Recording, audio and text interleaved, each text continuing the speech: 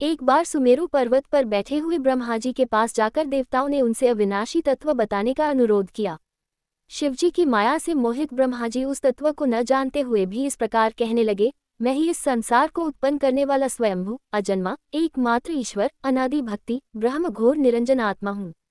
मैं ही प्रवृत्ति और निवृत्ति का मूलाधार, सर्वलीन पूर्ण ब्रह्म हूँ। ब्रह्मा जी के ऐसा कहने पर मुनि मंडली में विद्यमान विष्णु जी ने उन्हें समझाते हुए कहा कि मेरी आज्ञा से तो तुम सृष्टि के रचयिता बने हो, मेरा अनादर करके तुम अपने प्रभुत्व की बात कैसे कर रहे हो।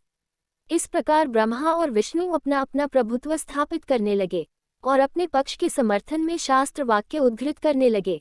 अंततः वेदों से पूछने का निर्णय हुआ तो स्वरूप धारण करके आए चारों वेदों ने क्रमशः अपना मत इस प्रकार प्रकट किया। ऋग्वेद जिसके भीतर समस्त भूत निहित हैं तथा जिससे सब कुछ प्रवत होता है और जिसे परमात्मा कहा जाता है, वह एक रूद्र रूपी है। यजुर्वेद जिसके द्वारा हम वेद भी प्रमाणित होते हैं तथा जो ईश्वर के संपूर्ण यज्ञों तथा योगों से भजन किया जाता है, सबका दृष्टा वह एक शिव ही है। सामवेद जो समस्त संसारी जनों को भरमाता है, जिसे योगी जन ढूंढते हैं और जिसकी भांति से सारा संसार प्रकाशित होता है, वे एक त्रयंबक शिवजी ही हैं।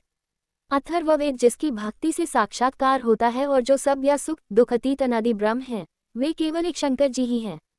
विष्णु ने वेदों के इस कथन को प्रताप बताते हुए नित्य शिवा से रमन करने वाले दिगंबर पीतवर्ण धूलि दूसरित प्रेमनाथ कुवेटाधारी सर्वावेष्टित वृपनवाही निःसंग शिवजी को पर ब्रह्म मानने से इनकार कर दिया। ब्रह्मा विष्णु विवाद को सुनकर ओंकार ने शिवजी की ज्योति नित्य और सनातन पर ब्रह्म बताया, परंतु फिर भी शिव माया से मोहित ब्रह्मा विष्णु की बुद्धि नहीं बदली। उस समय उन दोनों के मध्य आदि अंत रहित एक ऐसी विशाल ज्योति प्रकट हुई कि उससे ब्रह्मा का पंचम सिर जलने लगा।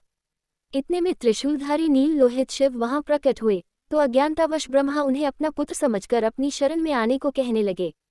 ब्रह्मा की संपूर्ण बातें सुनकर शिवजी अत्यंत क्रुद्ध हुए और उन्होंने तत्काल भैरव को प्रकट कर उससे ब्रह्मा पर शासन करने का आदेश दिया।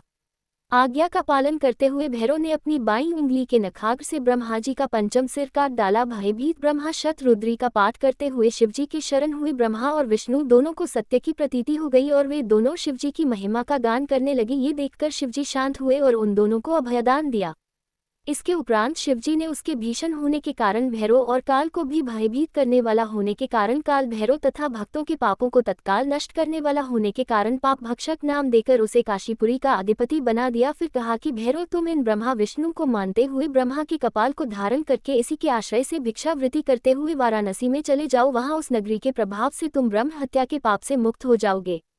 शिवजी की आज्ञा से भैरव जी हाथ में कपाल लेकर ज्यों ही काशी की ओर चले, ब्रह्म हत्या उनके पीछे पीछे हो चली। विष्णु जी ने उनकी स्तुति करते हुए उनसे अपने को उनकी माया से मोहित न होने का वरदान मांगा। विष्णु जी ने ब्रह्म हत्या के भैरव जी के पीछा करने की माया पूछना चाही तो ब्रह्म हत्या ने बताया कि वह तो अपने आप को पवित्र और मुक्त होने के लिए भैरव का अनुसरण कर रही है।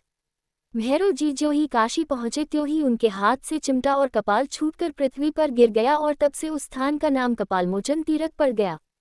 इस तीर्थ में जाकर सविधि पिंडदान और देव पितृ तर्पण करने से मनुष्य ब्रह्म हत्या के पाप से निवृत्त हो जाता है।